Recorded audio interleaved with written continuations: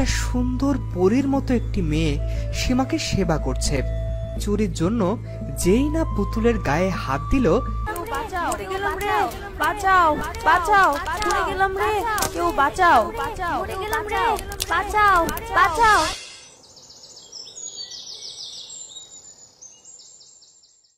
এরপর রুমা আর হীরা দুজনেই অনেক ভালো ব্যবহার করতে লাগলো সীমার সাথে।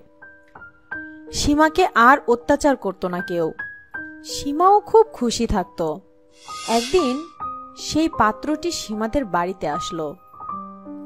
খালাম্মা, আমি সীমাকে বিয়ে করতে চাই। সীমাকে আমার খুব পছন্দ হয়েছে। আমি আমার বউ করে ওকে নিয়ে যেতে চাই। কিন্তু বাবা, তোমার সাথে তো হীরার বিয়ে হওয়ার কথা ছিল। কিন্তু খালাম্মা, সীমাকে যে আমি বিয়ে করতে চাই।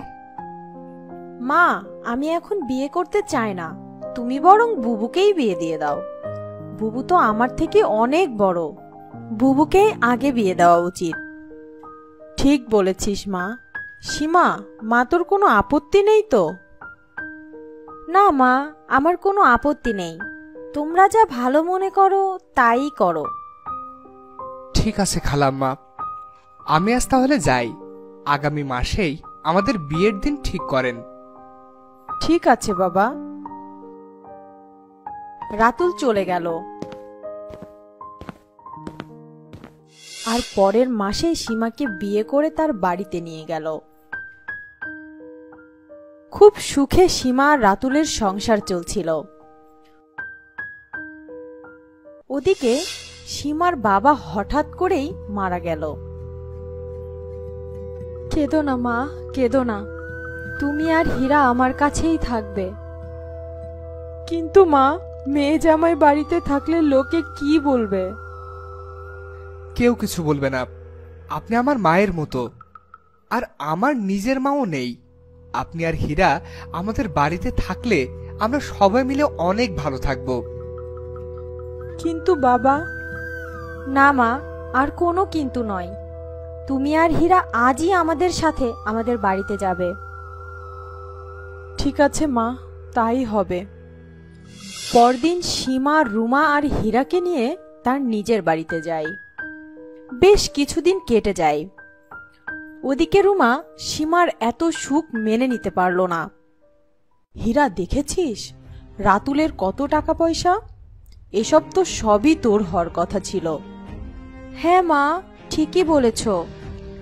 বুবু আজ কত সুখী। এই ঘর, সংসার, সম্পত্তি সব আমার হতে পারত। ওদিকে রাতুল ব্যাগ ভর্তি টাকা নিয়ে বাড়িতে আসে। সীমা, শোনো, এই টাকাগুলো যত্ন করে রেখে দাও। এগুলো কিসের টাকা? এগুলো ব্যবসার টাকা। শহরে মালপত্র কিনতে যাওয়ার সময় লাগবে। খুব সাবধানে রাখবে কিন্তু। ওদিকে রুমা আর হীরা লুকিয়ে সবকিছু দেখে আর তাদের রুমে চলে যায়। দেখেছিস হীরা, জামাই আজ কত টাকা নিয়ে বাড়ি ফিরেছে? হ্যাঁ মা, আমি কখনো এত টাকা একসাথে দেখিনি মা। সব আমার দোষ। আমি যদি সীমার সাথে রাতুলের বিয়ে না দিয়ে তোর সাথে দিতাম, তাহলে এই সব কিছু তোর হতো রে মা। তবে সীমাকে আমি এত সুখে থাকতে দিব না। ও তো আমার সতীনের মেয়ে। মা, তুমি কি করতে চাও? আমি সীমাকে এত সুখে থাকতে দিব না। ওকে রাতুলের চোখে খারাপ করতেই হবে। তাহলে কি করবে এখন মা? শোন, রাতুল যে টাকাটা এনেছে ওই টাকাটা আমাদের সরাতে হবে, যাতে সীমা ওই টাকাটা রাতুলকে দিতে না পারে। আর তখনই রাতুল সীমার উপর রেগে যাবে আর সীমাকে এই বাড়ি থেকে বের করে দিবে। আর আমি সুযোগ মতো তোর সাথে রাতুলের বিয়ে দিয়ে দেব। কিন্তু মা, টাকা সরাবে কি করে? টাকা তো সীমা লুকিয়ে রেখেছে। আমি জানি ও টাকাটা কোথায় রেখেছে। আমি ঠিক সরিয়ে ফেলব। সীমা দুপুরে খাবার পর একটু ঘুমাতে যায়। আর সেই সুযোগে সীমার মা রুমা রুমের ভেতরে যেয়ে বাক্সে রাখা টাকাগুলো চুপি চুপি বের করে নেয় এবং তার রুমে চলে যায় আর সেই টাকা লুকিয়ে রাখে। সীমা কিছুই জানতে পারে না। ওদিকে 2-3 দিন পর রাতুল সীমাকে ডাকে। সীমা, সীমা কই তুমি? এই তো আমি, বলো কি বলবে? সীমা, ওই টাকাগুলো দাও তো, শহরে যেতে হবে। দাঁড়াও, আমি এক্ষুনি বের করে দিচ্ছি। সীমা টাকা বের করার জন্য বাক্সটি খুলে, কিন্তু সেখানে সে টাকার ব্যাগটি পায় না।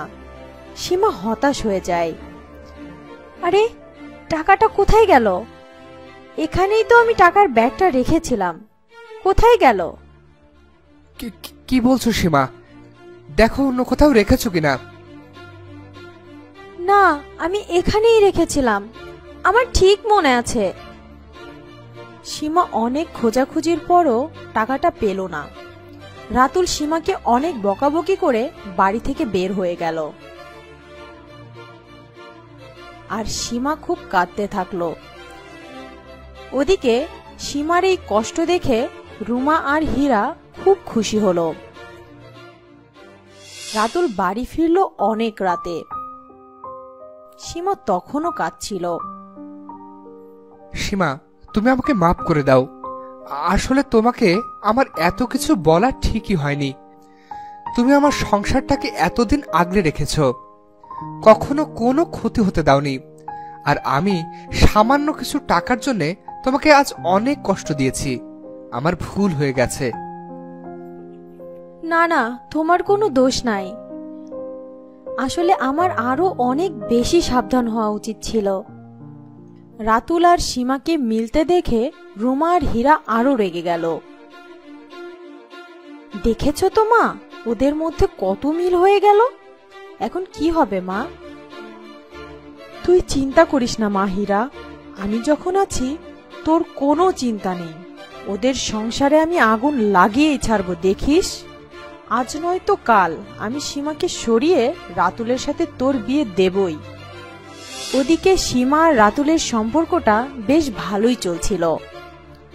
রুমা একদিন জানতে পারল সীমা অন্তঃসত্ত্বা। রুমা আরো রেগে গেল। রুমা এবার সীমার ক্ষতি করার জন্য অনেক বড় বুদ্ধি আঁটল। এবার এমন একটা বুদ্ধি এঁটেছি যে সীমাকে রাতুল নিজের হাতেই বাড়ি থেকে তাড়াবে। কি বুদ্ধি মা?